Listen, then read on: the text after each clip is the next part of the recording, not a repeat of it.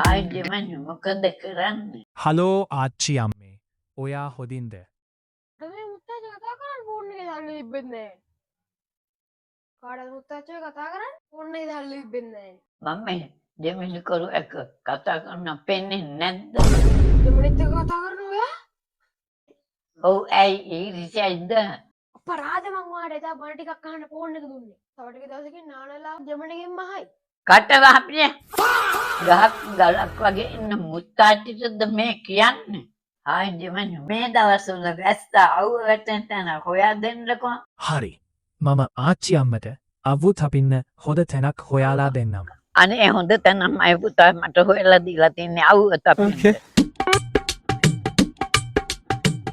ආයි ළමයි ඔන්න මම කියපු වෙලාවටම ආවා. ඉතින් ප්‍රශ්න අහන්න තියෙනම් අහන්න ඇතුම් කියලා කෙනෙක් වයස කීයද කියලා අහලා තියෙනවා. ඉතින් මට 96ක් වෙනවා. තාම කෙල්ල වගේ ඉන්නවනේ. සූටු පුතේ මේ හෙන්නකෝ. ඇයි මුත්තාච්ච කතා කරේ? මේ මගේ සූටු මුණුපුරා. ඈ TikTok live එකේ 5000ක් බලලා නේද? මාර දිවට views යනවනේ. අනේ කොල්ල මට TikTok එකක් දාන්න වීඩියෝ එකක් අරන් දෙන්නකෝ. TikTok දාන්න වීඩියෝ අරන් දෙන්න. වයසට නෙමෙයි දැන් වැඩ.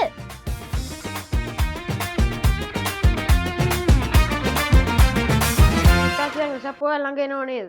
කවද්ද පුතේ විසක් පොයේ තියෙන්නේ? අයියෝ ඒකත් අමතක වුණාද? අනේ මට අමතක වුණානේ. මුත්තාච්ච දැන් විසක් එකට සිල් ගන්න යන්නේ නැද්ද? සිල් ගන්න තියා මට දැන් බන්න ටිකක් අමතක වෙලා ගියා.